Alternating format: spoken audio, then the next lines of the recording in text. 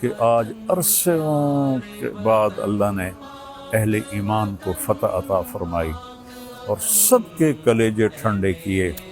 مجھے پتہ نہیں کہ یہ اس آپریشن کا نام کس نے رکھا ہے، بنیان مرصوص۔ سبحان اللہ، میں ان کو سلام کرتا ہوں جنہوں نے یہ نام رکھا ہے۔ اور آج اللہ تعالیٰ کا فضل ہے، اللہ نے ہمیں عزت دی۔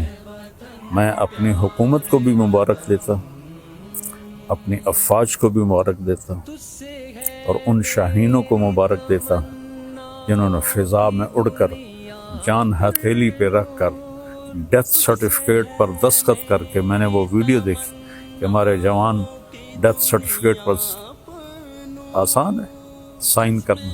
تو آج کے میڈیا نے، چونکہ یہودیوں کے ہاتھ میں ہے، انہوں نے مسلمانوں کو کہہ دیا یہ دہشت گرد ہیں، ہندوؤں نے کہا آتنکوادی ہیں۔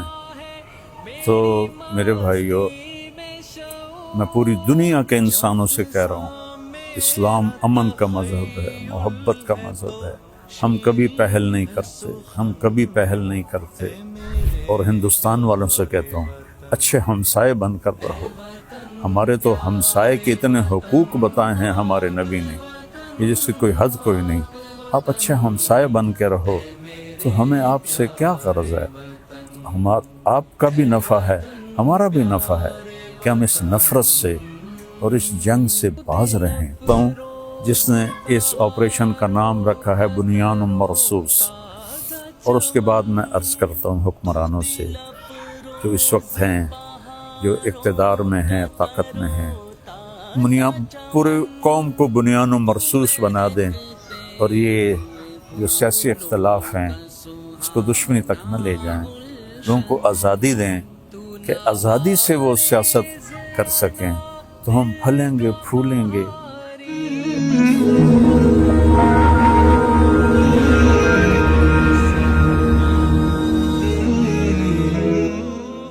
السلام علیکم ورحمۃ اللہ وبرکاتہ۔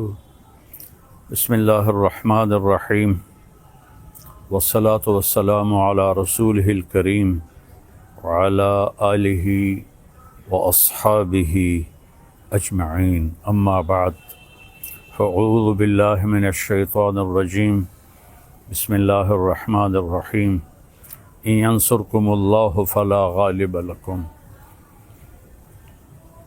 وقال النبی صلی اللہ تعالی علیہ وسلم، یا ایھا الناس لا تتمنوا لقاء العدو فاذا لقیتم فاثبتوا۔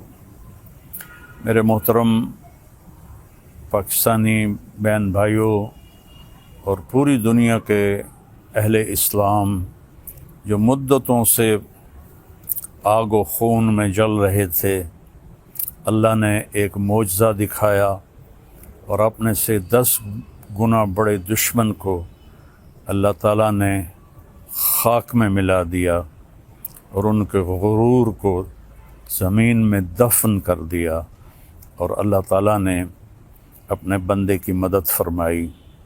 اسلام ہمیں کبھی بھی پہل کا نہیں کہتا، ہم ملک کے لیے نہیں لڑتے، ہم اسلام کو پھیلانے کے لیے نکلتے ہیں، یا ہمارے اوپر کوئی حملہ کرے ہم اس کا دفاع کرتے ہیں۔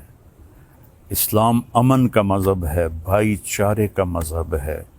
میں صرف مولانا نہیں ہوں، اس سے زیادہ میں نے ہسٹری کو پڑھا ہے، لہذا میرے سامنے ایسے شیشے کی طرح ہسٹری ہے کہ ہندو آپس میں کتنا لڑے مہاراجے، اور کیسے انہوں نے ایک دوسرے کو گاجر مولی کی طرح کاٹا، اور مراٹھوں نے ہندو مسلم کی تفریق کے بغیر کس طرح خون کی ندیاں بہائیں، اشوک نے کس طرح لاشوں کے انبار لگا دیے تھے۔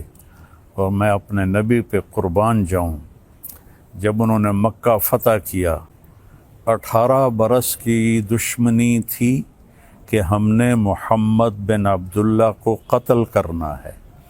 یہ وہ لوگ نہیں تھے جو صرف سیاسی اختلاف تھا یا چھوٹی موٹی کوئی دشمنی تھی، اس درجے کی دشمنی تھی کہ اس کو قتل کرنا ہے۔ جب میرے نبی فاتحانہ مکہ میں داخل ہوئے تو آپ ایسے نہیں بیٹھے تھے اونٹنی پر، آپ اس طرح سر جھکا کے بیٹھے تھے۔ آپ کے پیچھے حضرت اسامہ بن زید بیٹھے تھے، آپ کی لیفٹ سائڈ پر حضرت ابو بکر رضی اللہ تعالی عنہ کی اونٹنی تھی، اور آپ کے لیفٹ پر حضرت اسید بن حضیر رضی اللہ تعالیٰ عنہ تھے، اور حضرت عمر رضی اللہ عنہ صفوں کو سیدھا کرتے ہوئے چل رہے تھے۔ اور میرے لوگ جب داخل ہوتے ہیں تو فاتحانہ تو ایسے داخل ہوتے ہیں اور کہتے ہیں گاجر مولی کی طرح کاٹ دو، نہ بچہ چھوڑو نہ بڑا چھوڑو۔ میرے نبی ایسے داخل ہوئے تھے، کجاوا جو ہوتا ہے نا اس کے اوپر آپ کی ٹھوڑی لگی ہوئی تھی، اور آپ کہہ رہے تھے لا الہ الا اللہ وحدہ، وہی ہے ایک اکیلا اللہ جس کا کوئی شریک نہیں، نصر عبدہ، اس نے اپنے بندے کی مدد کی، انجز وعدہ، اس نے اپنے وعدے کو پورا کیا، وہزم الاحزاب وحدہ، اور اس نے لشکروں کو شکست دی۔ اب سارا مکہ حرم شریف میں جمع ہے، اور آپ بیت اللہ کے دروازے پر اس طرح دونوں چوکھٹوں کو پکڑ کر کھڑے ہوئے ہیں اور فرما رہے ہیں اب میں کیا کروں گا تمہارے ساتھ۔ خود قرآن کہتا ہے ان الملوک اذا دخلوا قریۃ افسدوها وجعلوا اعزۃ اہلها اذلۃ وکذلک یفعلون۔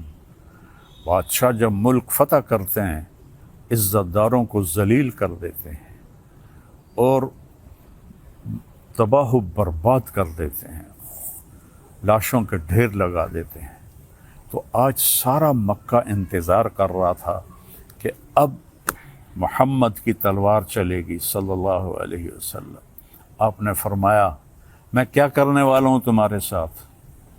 تو سہیل بن عمرو ابھی مسلمان نہیں ہوئے، قریشی سردار ہیں، کہتے ہیں آپ بڑے سخی ہیں، سخی کے بیٹے ہیں، سخاوت کی امید ہے۔ تو آپ نے فرمایا جاؤ، جیسے یوسف علیہ السلام نے اپنے بھائیوں سے کہا تھا کہ تم آزاد ہو، تم پر کوئی جرم نہیں، میں تمہیں کہتا ہوں جاؤ تم آزاد ہو، تم پر کوئی جرم نہیں۔ سارا مکہ مسلمان ہو گیا آپ کی اس فیاضی پر، چونکہ یہ تاریخ میں ایسا کبھی ہوتا نہیں ہے۔ پھر آگے میں 2-3 واقعات سناؤں گا جس سے اسلام کا مزاج آپ کے سامنے آئے گا۔ دمشق پہ حملہ ہو رہا تھا جو شام کا کیپٹل تھا، اور جو رومن امپائر تھی اس کے 2 کیپٹل تھے، گرمیوں میں استنبول اور سردیوں میں انطاکیہ جو آج ترکی میں ہے، یہ اس وقت شام میں تھا۔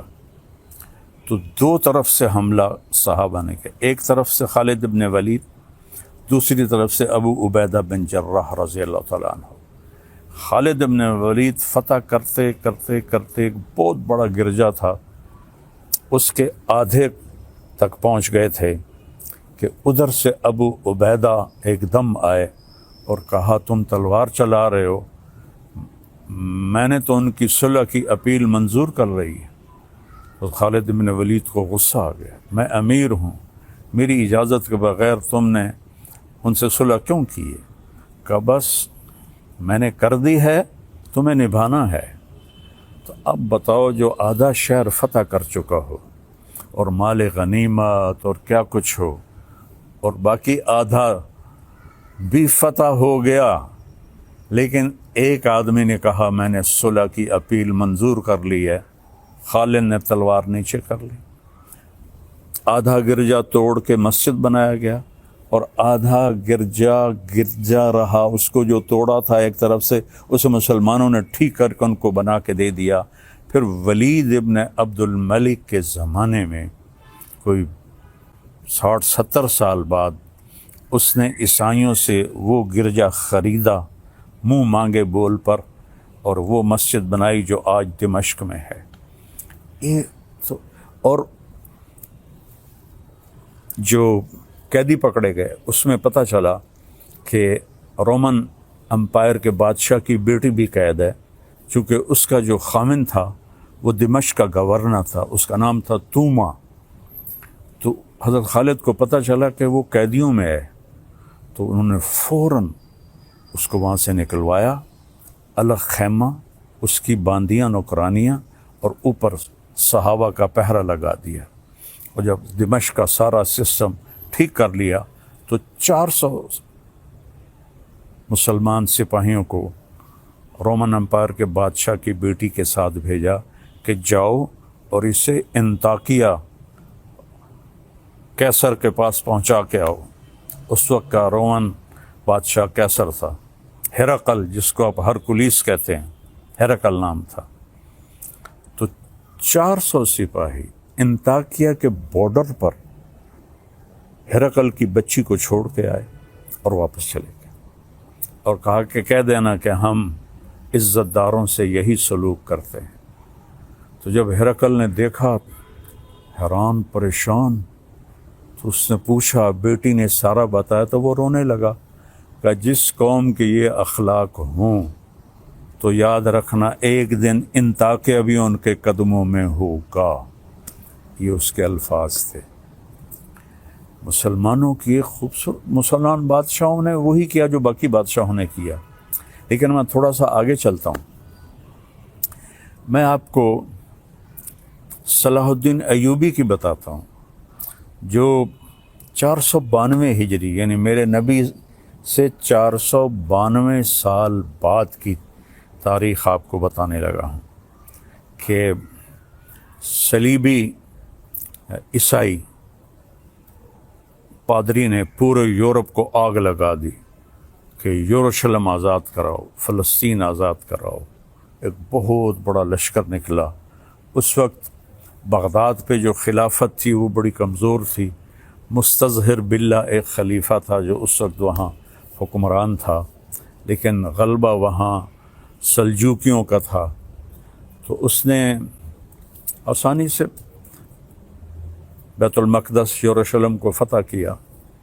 اس کا نام تھا گاڈ ہمفرے، اور اس خبیث نے کہا جب تک مسلمانوں کا خون میرے گھوڑے کے سینے تک نہیں آ جاتا قتل عام جاری رکھا جائے۔ تو اس وقت یہودی بھی آباد تھے اور مسلمان بھی آباد تھے اور عیسائی بھی آباد تھے۔ عیسائیوں کو چھوڑ دیا اور یہودیوں اور مسلمانوں کو اتنا قتل کیا کہ گلیوں میں ان کا خون بہنے لگا۔ آخر پادریوں نے وہ خون بالٹی میں بھر کے اس کے گھوڑے کے سینے پر مارا کہ چل تیری قسم پوری ہو گئی کہ مسلمانوں کا خون تیرے گھوڑے کے سینے سے لگ گیا۔ تب اس نے تلوار نیچے کی۔ 1099 اور 1187 میں یعنی 88 سال کے بعد جب صلاح الدین ایوبی رحمۃ اللہ علیہ نے فلسطین کو فتح کیا تو سارے مسلمان غصے سے بھرے ہوئے تھے، فوجی، کہ ہم بھی ان کو ایسے ہی قتل کریں گے جیسے انہوں نے ہمارے مسلمانوں کو قتل کیا تھا۔ اس سے پہلے ایک جنگ ہوتی ہے، جنگ حطین، جس میں سارے عیسائی بادشاہ یورپین اور مقامی 60,000 کا لشکر، اور صلاح الدین ایوبی کے پاس 20,000 کا لشکر تھا۔ تو اس نے صلاح الدین نے ان کو گاجر مولی کی طرح کاٹ دیا۔ بادشاہ سارے گرفتار ہو گئے۔ اس نے سب بادشاہوں کو عزت دی، صرف ایک کو قتل کیا، ریجنالڈ، جس نے 2 دفعہ حاجیوں پہ حملہ کیا تھا۔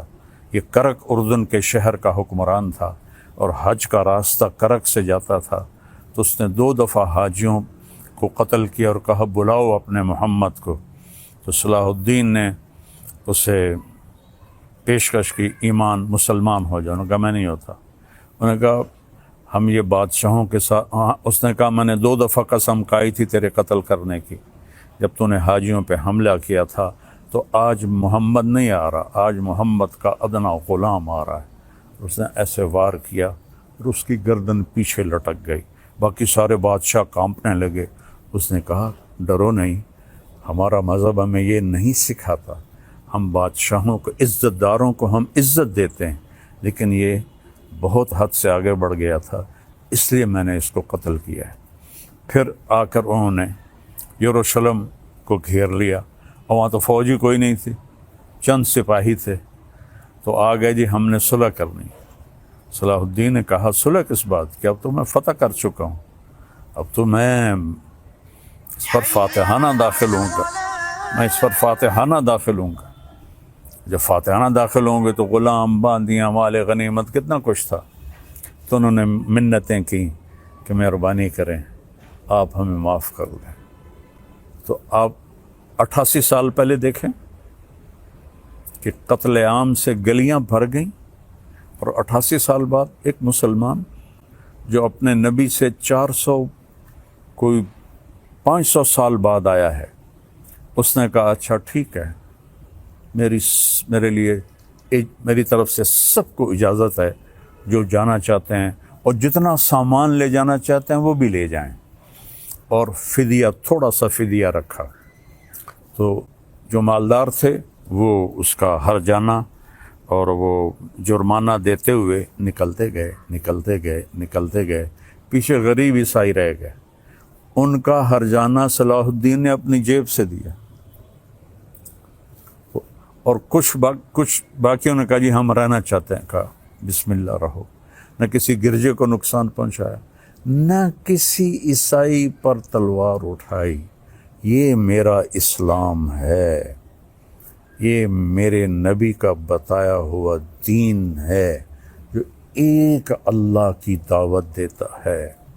تاریخ تو بہت لمبی ہے، میں نے 3 واقعے بتا دیے، ایک اپنے نبی کا، ایک صحابہ کا، اور ایک 500 سال کے بعد ایک بادشاہ کا۔ اور اس کے بعد میں سارے اہل پاکستان کو مبارک دیتا ہوں، سارے بہن بھائیوں کو مبارک دیتا ہوں، وہ مسلم ہیں، عیسائی ہیں، ہندو ہیں، سکھ ہیں، جو بھی ہیں، سب کو مبارکباد دیتا ہوں کہ آج عرصوں کے بعد اللہ نے اہل ایمان کو فتح عطا فرمائی اور سب کے کلیجے ٹھنڈے کیے۔ یہ ہمیں دہشت گرد کہتے ہیں، دہشت گرد تو کم بخت یہ ہیں۔ آپ کو پتہ ہے جب دوسری جنگ عظیم ہوئی ہے تو کون تھا شروع کرنے والا؟ ہٹلر 1940 میں، 1945 میں کم بخت نے خودکشی کی۔ کتنے لوگ مرے؟ 8 کروڑ 8 کروڑ لوگ مرے دوسری جنگ عظیم میں۔ پہلی جنگ عظیم 1914 میں شروع ہوئی، 2 کروڑ لوگ مرے، اس وقت آبادی تھوڑی تھی۔ تو سب سے بڑے دہشت گرد تو یہ ہیں، 8 کروڑ عیسائی آپس میں ٹکرائے۔ اتنا قتل عام تو کسی مسلمان نے نہیں کیا۔ مسلمانوں میں بھی ظالم آئے، میں ان کی کبھی وکالت نہیں کروں گا۔ تیمور لنگ بدبخت بہت ظالم تھا، اس نے 33 ملک فتح کیے۔ تو آج کے میڈیا نے، چونکہ یہودیوں کے ہاتھ میں ہے، انہوں نے مسلمانوں کو کہہ دیا یہ دہشت گرد ہیں، ہندوؤں نے کہا آتنکوادی ہیں۔ تو میرے بھائیو، میں پوری دنیا کے انسانوں سے کہہ رہا ہوں، اسلام امن کا مذہب ہے، محبت کا مذہب ہے۔ ہم کبھی پہل نہیں کرتے۔ ہٹلر مسلمان نہیں تھا، عیسائی تھا، اور اس نے 8 کروڑ، اور مسولینی اٹلی والا 8 کروڑ انسانوں کے قتل کا وہ ذریعہ بنے۔ اور لینن اور سٹالن، انہوں نے سوشلزم کو زبردستی نافذ کرنے کے لیے 2 کروڑ انسانوں کا قتل کیا۔ ابھی تاریخ موجود ہے، پڑھ لیں آپ لوگ۔ 1924 کے 27 میں لینن کا انتقال ہوا تھا، 1953 میں سٹالن کا انتقال ہوا تھا۔ خون کی ندیاں بہا دی، الزام ہمارے اوپر، اور آج اللہ تعالیٰ کا فضل ہے، اللہ نے ہمیں عزت دی۔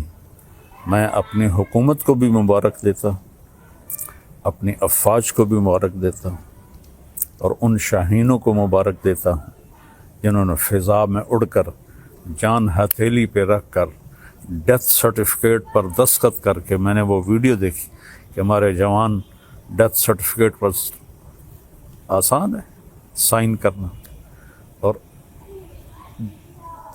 ہمارا ایک جہاز تھا، ان کے 10 جہاز تھے، ان کا ہر نشانہ خطا گیا، ہمارے سارے نشانے صحیح لگے، یہ ہے نصر من اللہ و فتح قریب۔ تو میری افواج پاکستان، ان کے سربراہان، ان کے سپاہی سے لے کر اور رینجر سے لے کر تمام کو، یہ میرے ہاتھ اٹھے ہوئے ہیں، اللہ آپ کو سلامت رکھے اور اللہ اس ملک کو سلامت رکھے اور اس میں امن قائم ہو، اس میں مذہبی اختلاف ختم ہو۔ یہ علماء سے کہہ رہا ہوں، سیاسی اختلاف ختم ہو، یہ سیاسی جماعتوں سے اختلاف تو رہے گا، دشمنی نہ ہو، دشمنی نہ ہو، ایک ہو کے رہیں۔ اور ہندوستان والوں سے کہتا ہوں، اچھے ہمسائے بن کر رہو۔ ہمارے تو ہمسائے کے اتنے حقوق بتائے ہیں ہمارے نبی نے کہ جس کی کوئی حد کوئی نہیں۔ آپ اچھے ہمسائے بن کے رہو تو ہمیں آپ سے کیا غرض ہے؟ آپ کا بھی نفع ہے، ہمارا بھی نفع ہے کہ ہم اس نفرت سے اور اس جنگ سے باز رہیں۔ اللہ کی قسم، مسلمان کسی سے نفرت نہیں کرتا، سب سے اس کے دل، سب کے لیے اس کے دل میں ہمدردی ہوتی ہے۔ یہ نفرت سے توبہ کریں۔ کوئی مذہب، آپ اپنی کتابیں پڑھیں، کہیں آپ کو کوئی نفرت کا بول نظر آئے، آپ اپنی وید پڑھیں، کہیں آپ کو نفرت کا بول نظر آئے، بائبل پڑھیں، کہیں آپ کو نفرت کا بول نظر آئے، تو میری سب سے گزارش ہے کہ امن سے رہیں، صلح سے رہیں۔ حکمرانوں سے اپیل ہے کہ یہ جو ایک سیاسی انتشار ہے، اس کو اللہ کے واسطے ختم فرما دیں تاکہ ہم ایسے ہو کے رہیں۔ جو میں پہلے تو اس کو سلام کرتا ہوں جس نے اس آپریشن کا نام رکھا ہے بنیان مرصوص، اور اس کے بعد میں عرض کرتا ہوں حکمرانوں سے جو اس وقت ہیں، جو اقتدار میں ہیں، طاقت میں ہیں، پورے قوم کو بنیان مرصوص بنا دیں اور یہ جو سیاسی اختلاف ہیں اس کو دشمنی تک نہ لے جائیں، لوگوں کو آزادی دیں کہ آزادی سے وہ سیاست کر سکیں، تو ہم پھلیں گے، پھولیں گے، اور آخر تو ایک دن چلے جانا ہے۔ اللہ راضی ہوگا تو اللہ ہمیں موجیں کرا دے گا۔ اگر کوئی ظالم بن کے مر گیا تو پھر چاہے وہ مسلمان ہے اور چاہے وہ تہجد گزار ہے۔ حجاج بن یوسف روزانہ 10 سپارے تہجد میں پڑھتا تھا، 10 سپارے، اور وہ ایسا خبیث تھا کہ اس نے 1.25 لاکھ مسلمان اپنے سامنے کھڑے ہو کے قتل کروائے تھے۔ اور عمر بن عبدالعزیز نے اس کو دیکھا کہ وہ جہنم کی آگ میں، اور عبد الملک بن مروان جس نے اس کو بنایا تھا گورنر عراق کا، دونوں کی آنتیں باہر نکلی ہوئی ہیں اور گدھے کی طرح اس کے گرد وہ چکر لگا رہے ہیں۔ اللہ ظلم معاف نہیں کرتا ہے۔ اس لیے بادشاہوں سے کہتا ہوں اور اپنی افواج سے کہتا ہوں، اپنی عوام سے کہتا ہوں، علماء سے کہتا ہوں، اگر آپ ممبر پر بیٹھ کر میرے نبی کے دین کو ٹکڑے کر رہے ہیں تو آپ بھی بہت بڑے ظالم ہیں، ظالم ہیں، ظالم ہیں۔ دیوبندیت کو مٹا دو، بریلویت کو مٹا دو، شیعت کو مٹا دو، سلفیت کو مٹا دو۔ میں مسلم، ہاں میں اہل سنت والجماعت ہوں، میں امام ابو حنیفہ کے فتووں پہ عمل کرتا ہوں، لیکن میں باقی سب کے لیے ایسے جھولی پھیلا کے دعا کرتا ہوں۔ تو یہ میرا آخری پیغام ہے کہ ہم اور نہیں تو سارے ایک دفعہ قومی ترانہ پڑھ لیں اور اسے یاد کر لیں اور اس کا مطلب دیکھ لیں۔ میں 100 کے قریب ملکوں میں گیا ہوں، کسی ملک کا قومی ترانہ اتنا خوبصورت نہیں، اس کا مضمون، اس کی لے، اس کی دھن، سبحان اللہ۔ اللہ حفیظ جلندری کے درجے بلند کرے۔ السلام علیکم ورحمۃ اللہ وبرکاتہ۔